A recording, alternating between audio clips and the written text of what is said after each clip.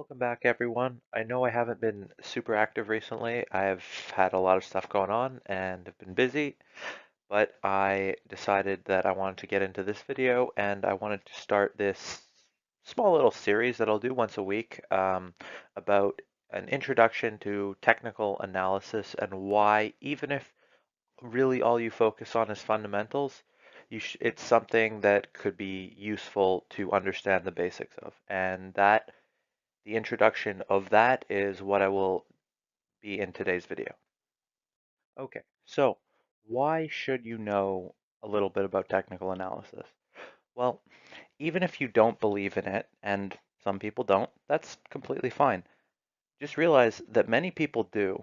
And so knowing what other people are thinking and what other people would be doing at certain points can be useful so that in at certain times you don't get run over price wise when you're trying to stick a bid in and trying to buy something. You should also know this to get at times better price location. If you know that it's going lower, even if you like it, it's probably going lower.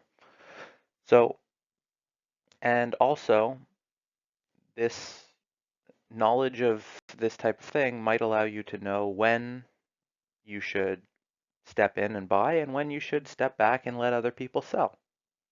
Okay, now how can you know what other people are going to do?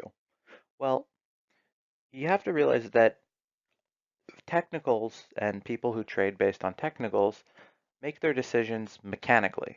So they don't as much make decisions of, oh, I think this is cheap.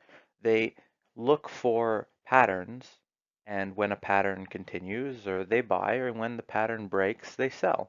So by realizing at what point their thoughts would change because their mechanics change, you can learn how to spot the danger in advance so that you know when the stampede is coming.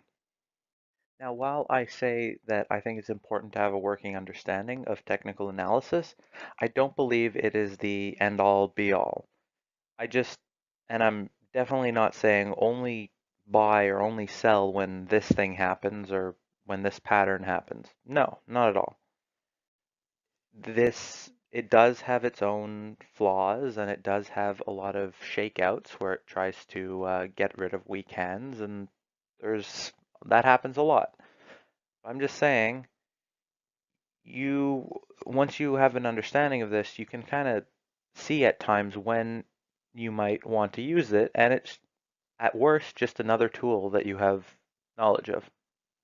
Okay, now just a quick example to show what I mean by this. Let's say you have something that's bouncing like a stock that's bouncing between 55 and 51, could be dollars, could be cents, doesn't really matter. But it's just bouncing back and forth, and you wisely are looking to buy because you think the stock is cheap fundamentally, and you think that a good price based on your model or whatever would be 50 and a half. Again, dollars, cents, whatever.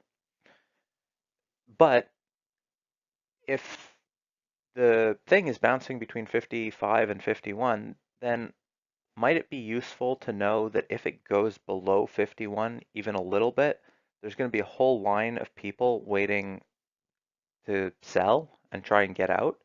All those people, a bunch of people that bought it at 51 are now deciding they're wrong and want to sell, which could push the price lower. I think that knowing something like that could be useful. Okay, so that's basically the basics that I want to talk about.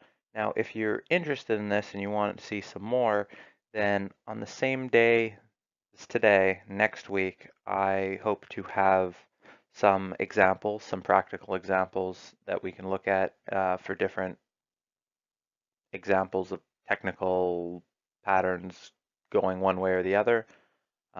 So I should have a bunch of those in next week's video. I may also, depending on, we'll see how long it goes, but I may do another the week after. We'll see. We'll see how it goes. Well, that's it for today. I hope you found this interesting and maybe plan on watching the next one. If not, that's fine too. I thought it was best to break it into some shorter videos instead of stuffing a bunch of TA into the video after the intro, but we'll see. Yep, that's it for today. Hope you enjoyed. Have a great day.